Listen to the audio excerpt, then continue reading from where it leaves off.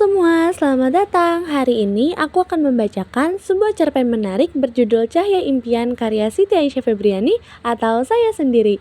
Yuk siapkan hati dan pikiran untuk menyelami cerita yang penuh makna ini. Semoga kisah ini bisa menginspirasi dan memberi kesan mendalam untuk kita semua. Malam itu begitu tenang dan dunia rupanya mulai beristirahat. Waktu tampak melaju begitu lambat, nyaman dan teratur di bawah langit yang terlalu luas. Bintang-bintang jatuh ke bumi, menempatkan pola cahaya yang tampak seperti bagian potongan mimpi yang jatuh dari angkasa. Rembulan merekah di pepohonan, mematikan jalan setapak dengan cahaya yang tenang. Angin malam bersiul di sekeliling wajahku dan membawa keharuman tanah serta dedaunan basah, mengingatkan bahwa semua hal besar dimulai dengan langkah yang kecil. Aku berjalan pelan, sangat sulit rasanya. Setiap sentuhan kakiku di tanah yang berkerikil mengingatkanku akan berat langkah yang harus kulangkahi. Setiap kerikil yang berderak di bawah sepatu sebagai simfoni yang hadir, simfoni yang seakan tak mungkin terhenti. Aku tersenyum kecil, pelan-pelan sambil menghela nafas, pikiranku menebal. Aku terombang-ambing di samudera pikiranku. Tak jarang aku terperosok ke dalam pertanyaan yang kerap kali menggangguku. Benarkah ini jalanku, Tuhan? Keraguan itu selalu hadir di hidupku. Aku menatap langit indah yang dipenuhi oleh bintang dan satu rembulan yang sangat terang. Lalu saat aku merenung, perasaan tidak yakin mulai kembali menguasai diriku. Namun dalam heningnya malam, aku mendengar suara yang sangat familiar. Suara tersebut selalu memberiku kepastian kembali. Hai, apa yang sedang kamu pikirkan? Pertanyaan itu memanggilku kembali ke realitas. Itu adalah Dito, sahabatku, yang selalu tahu kapan aku butuh bantuan karena aku tenggelam dalam pertanyaan-pertanyaan pahitku. Oh Dito, aku hanya berpikir apa aku sanggup menjalani semua ini. Sangat sering semua langkahku tersebut nampak sia-sia bagiku, jawabku.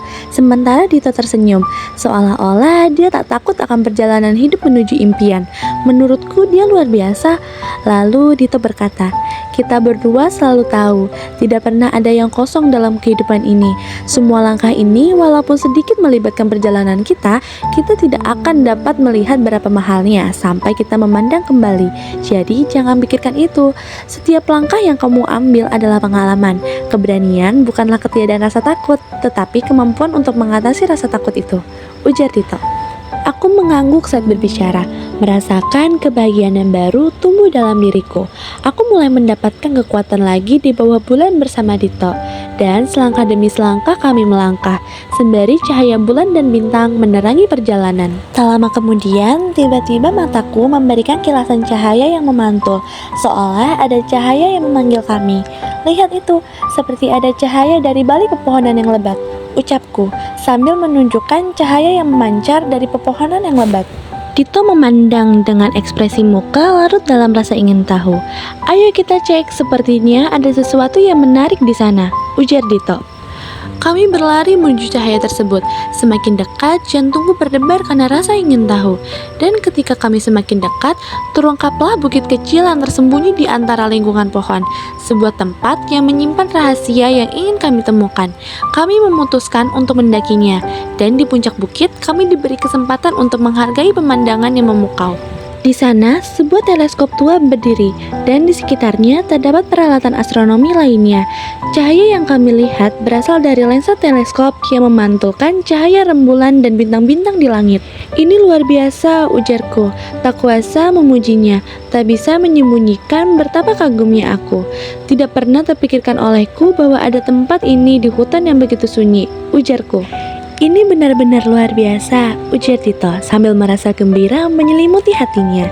Kita bisa melihat bintang-bintang lebih jelas, katanya, dan mulai mengatur teleskop, kemudian memberikan lensa kepadaku yang sudah disesuaikan olehnya.